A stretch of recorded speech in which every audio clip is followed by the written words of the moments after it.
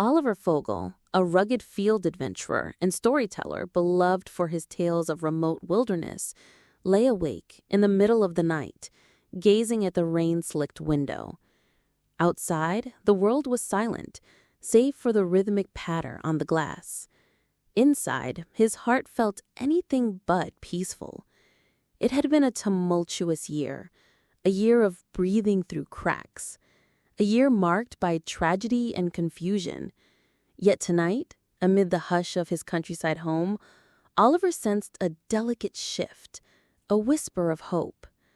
Just 6 months ago, his world had shattered. His son, little Milo, had been born into their arms and gone long before they really met him. The sorrow crushed Oliver, shredding him from the inside out. He had tried to hold it in, to stay composed for his wife, Harriet, and their older children, Jude and Eliza. But grief, he learned, doesn't respect the boundaries we set. It breaks through them. Unable to sleep, Oliver walked quietly down the corridor, passing the playroom where Jude and Eliza lay sleeping, blankets half draped over stuffed animals. In the soft glow of a nightlight, he saw the innocence of their dreams and felt, in that moment, the tender fuel of love that could ignite even the darkest corner of the soul. Back in his study, he sank into a chair, his mind replaying the moment he'd finally admitted he'd popped. The breakdown no one expected. The breakdown that forced him to face the shadows he had long tried to outrun. He remembered the chaos, sleepless nights, paranoia whispering at the edge of his vision, the crushing weight of expectations, his own and those of a world that insisted strong people do not break. He had veered into burnout, the storm of anxiety and grief calling every suppressed emotion out into the open. A diagnosis followed: ADHD, a discovery of neurological difference that made sense of scattered thoughts, impulsive energies, and layers of guilt he'd worn like armor. Audiences had praised his vulnerability when he shared this online. "I'm not fragile, just vulnerable," he'd written, refusing the shame that shadowed so many men in crisis. Among his rescuers had been cognitive behavioral therapy, laughter shared in the sauna steam, and the steady presence of his family, who walked beside him as he relearned how to feel steady in his own skin again. Tonight, Oliver pulled a notebook toward him. He stared at the blank page, fingers poised. He'd promised Milo, his son never seen but forever known in the folds of his heart, that he'd continue living brightly, that he'd weave stories worthy of a boy's imagination, stories full of promise, adventure, forgiveness, and peace. Across from him sat his 6 animals, humble, wagging tails and warm bodies crowding at the door of the study. They were his silent therapists, sources of unconditional comfort who refused to demand anything but presence. He closed his eyes, relieved for their company.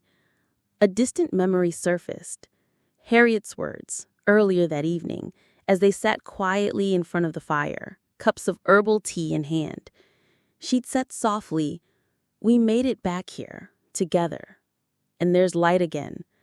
Her voice cracked, but in that crack lay release, renewal, a vow to rebuild joy, not as it had been, but softer, wiser, more awake to life's fragility. Oliver took a deep breath. He began to write. "To my son Milo, you are here, in our quiet moments, in the soft laughter at breakfast, and the promise of stories yet to come. You taught me that love stretches beyond what's seen, and that grief can carve space for a deeper connection, even from loss. I will live every day in your honor. Light, love, adventure.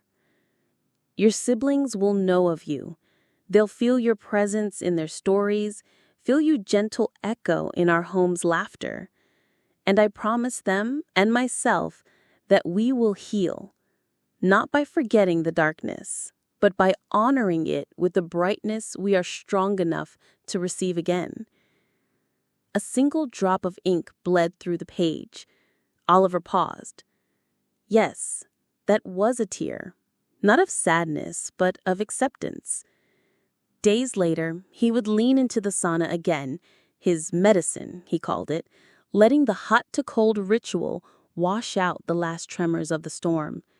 He'd speak humbly of this on his social feed, reminding others that recovery is not neat, fragile, is not flawed, and that sometimes the bravest thing is not holding on tight, but letting go. But for now, Oliver looked around at his family, his real living family, and allowed himself the simplest truth. He was breathing. Filled with grief, yes, but more than that, he was beginning to hope. Some storms leave devastation.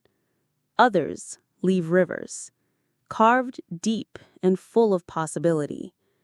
Oliver leaned back in the chair, hand resting on the notebook. Milo's name echoed softly in that space, and with it, a new chapter, one alive with brokenness and beauty, loss and light.